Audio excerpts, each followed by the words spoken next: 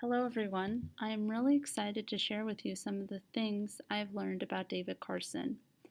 He is one of the most influential graphic designers of the 20th century, and his work is very experimental and goes beyond the confines of typical typography and image layout.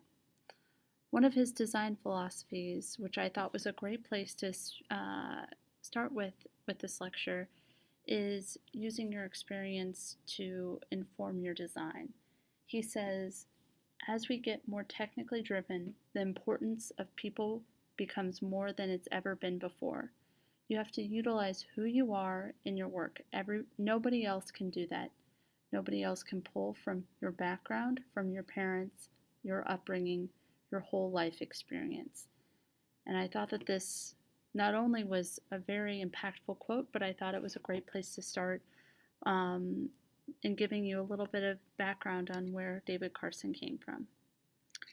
He was born in Corpus Christi, Texas in 1954, and interestingly was not a graphic designer who went through the typical steps of becoming one, not going directly into design school, etc. He does not hold a formalized degree in the field. He was actually a surfer, and not just any surfer. He was ranked 8th in the world in the late 1970s and spent a lot of time traveling to the West Indies, all over the world, before settling down and going to college, which he didn't do until his early 20s. He graduated from San Diego State University with a sociology degree in 1977 and went on to teach middle school through high school in a private organization in Oregon. The story of how he got involved in graphic design is one of my favorites. At the age of 26, he was working at the school in Oregon when he received a flyer in the mail that was meant to be distributed to his students. It was a flyer to attend a 2-week summer graphic design program at the University of Arizona. David Carson attended, and he was inspired to attend other classes, so he attended graphic design classes at San Diego State and the Oregon College of Commercial Arts. He ultimately decided he never finished any of those design programs. He ended up taking a internship at a surfer publication in California, and the last formalized program he did attend before doing graphic design full time was he took a summer institute in Switzerland led by Hans Rudolf Lutz. And Carson attributes a great deal of the influence to him, especially Lutz's importance and driving the importance of using your experimental design and pushing that envelope for Carson.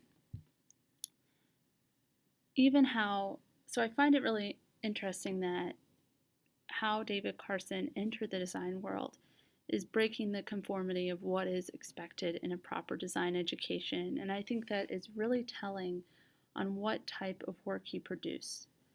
So just looking at the first image on screen quickly is his resume that he developed, and if you haven't seen his work before, I think it's really shows very interesting, insight into his work. There is no grid.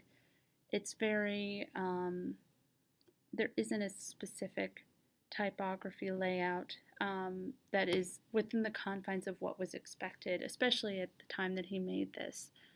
And there's an interesting aspect to it that I love, which is the playfulness, having a picture of his driver's license, photos of him from different stages in his life, and there's a movement, a cutout feeling, and it's interesting that it's so impactful, but not having the specific crisp lines of what had come before it.